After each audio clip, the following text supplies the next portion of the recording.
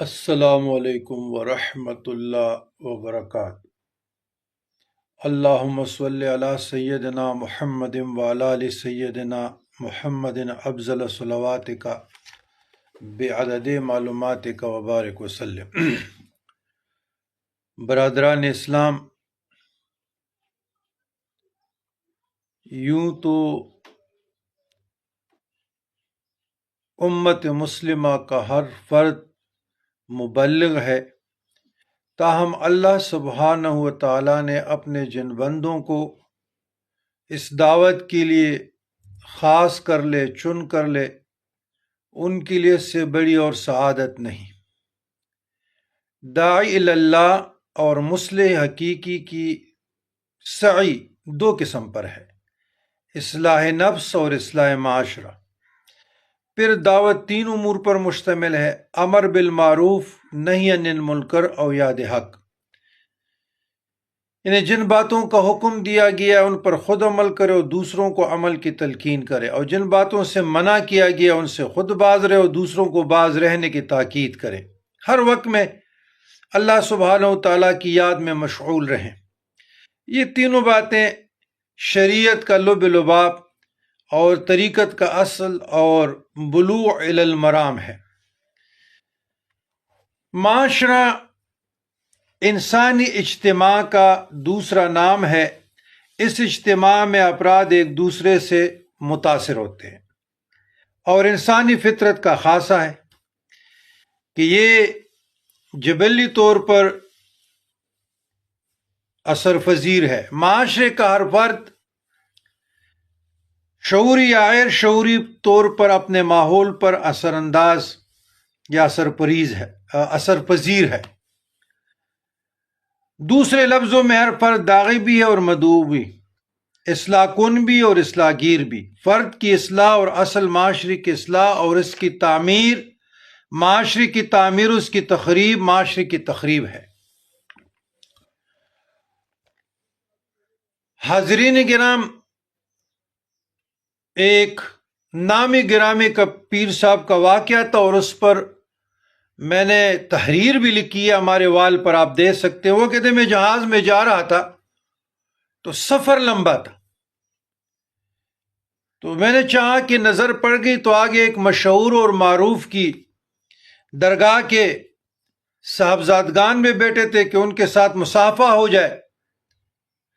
خیر، میں ان کے لیے مصافحے کے لیے 2-4 قدم جہاز میں لے گیا تو ان لوگوں نے سیٹ پر بیٹھے بیٹھے مجھے بس ایسے ہاتھ دیا، اور کوئی حوصلہ افزائی یا خوشی یا مسرت کے آثار ان کے چہروں پہ نظر نہ آئے۔ انہوں نے کہا بعد میں سوچتا رہا کہ نہیں جانا چاہیے تھا۔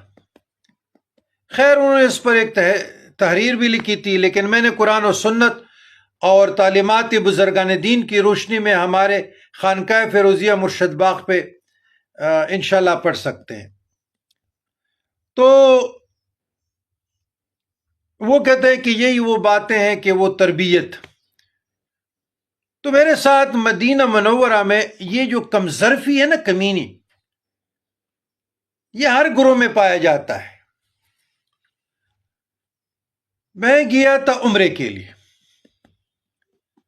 تو حیدری بلڈنگ میں ہمارے ایک متقد بھی تھے، ابھی فوت ہو گئے، وہ وہاں پر اس کے انچارج بھی تھے اور لنگر بھی بناتے تھے۔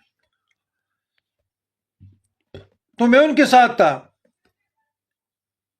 خیر، کسی وجہ سے وہ کسی اور جگہ ٹرانسفر ہو گئے اچانک۔ تو ہم رہ گئے۔ کل جب میں نماز پڑھ کے حرم سے آیا اپنے ہوٹل میں، تو اس وقت میں ہوٹل میں در الخیرات، قصیدہ بردہ، حزب الاعظم اور دعائے احتسام، دعائے حزب البحر ہوٹل اپنے کمرے میں صبح پڑھتا تھا نماز پڑھنے کے بعد۔ میں نے پڑھا تو انہوں نے کہا ناشتہ کرے۔ میں جب گیا بیٹھ گیا تو اتنے میں یہ گجرات نورپور کے آدمی تھے، اس کا نام تھا لیاقت چودھری، لیاقت کہتے تھے، اور بڑے بدماشوں کی طرح آیا۔ ایک دن میں جب وہ انچارج چلا گیا ہمارا متقد، اس کا رویہ بدلا تھا، نہ سلام نہ کلام، و بدماشوں کی طرح بیٹھ گیا۔ یہ وہ رویے ہیں، یہ وہ کمینہ پن ہے جو انسانوں کے اندر پائی جاتی ہیں، کمزرفوں کے اندر، اور پھر وہ آگے آ جاتی ہے۔ تو یہ سارے جو چیزیں ہیں گروہ، سارے گروہ میں پائے جاتے ہیں۔ اب کس کس کا رونا روئیں گے؟ یہی تو ہم رونا رو رہے ہیں۔ یا ہم پرخانے وہ سمجھ رہے ہیں جو ایک قبر کے مجاور بن گئے، جی وہاں خوبصورت کمرے ہیں، جی لنگر مل رہا ہے، کچا کچ بھرا ہوا ہے، خوبصورت مسجد بن گئی ہے۔ بھائی خوبصورت مساجد تو سارے مڈل ایسٹ میں بن گئے، وہ تو اللہ کا گھر ہے، کہ اس سے کسی کی ولایت کا یا کسی کا قرب کا آپ نتیجہ اخذ کر سکتے ہیں؟ یہی ہے کہ تعلیم و تربیت نہیں ہے، برائے نام باپ دادا کی کمائی پر بیٹھ گئے، آسائشیں مل گئی، اور ان کا لائف سٹائل آپ دیکھیں، مریدین سے ملنا دیکھیں، مجلسوں میں، محافل میں، اللہ معاف فرما دیں، وہ شریعت کے اگینسٹ ہے۔ باپ پیر بن گیا، آگے ان کے 3 بیٹے، تینوں کتب بن گئے۔ علم لدنی کسی کی وراثت نہیں ہے، علم کسی کی وراثت نہیں ہے۔ جب تک ایک جاننا، ایک سمجھنا ہے، اگر آپ علم کو جاننے پہ آ جائیں گے گمراہ ہو جائیں گے۔ تفقہ فی الدین کی ضرورت ہے۔ تو اس راستے میں تصوف کا خلاصہ یہ ہے کہ اللہ کی اطاعت، رسول اللہ صلی اللہ علیہ وسلم کی پیروی، اور مخلوق خدا کی بے لوث خدمت۔ جو مخدوم ہوا، سب سے بڑی ذمہ داری، رسپانسبلٹی اس کے کندھوں پہ ہے۔ لوگوں کے جو بھی السلام علیکم، حاجت روائی، یہ وہ جو بھی ہو تو اللہ نے کرنا ہے، لیکن آپ کے خانقاہ پہ آنے والے لوگوں کا خوش الحانی سے ملنا، مصافحہ کرنا، معانقہ کرنا، چھوٹوں پر شفقت کرنا، بڑوں کا ادب کرنا، یہی تعلیمات صوفیہ کرام ہے۔ لیکن ہمارے اس معاشرے کی بھی بدقسمتی ہے۔ میں آپ کو ایک مثال دے رہا ہوں کہ کل ایک لیڈی کا فون تھا، اپنے مثلا سس کا رونا، نن کا رونا، جیٹ کا رونا، اور اپنی اصلاح نہیں کر رہی، نام لیے بغیر۔ میں نے کہا اللہ خیر کرے گا، دیکھ لیتے ہیں۔ اور واٹس ایپ پہ میسیجز، واٹس ایپ پہ فون در فون۔ دیکھیں ہم نے واٹس ایپ نمبر کیا ان کو ملا کہ یہاں پر ہمارا وقت کتنا برباد کر رہے ہیں، یعنی رات سے مسلسل ابھی تک فون در فون، فون در فون۔ یہ کیا معاشرہ ہے؟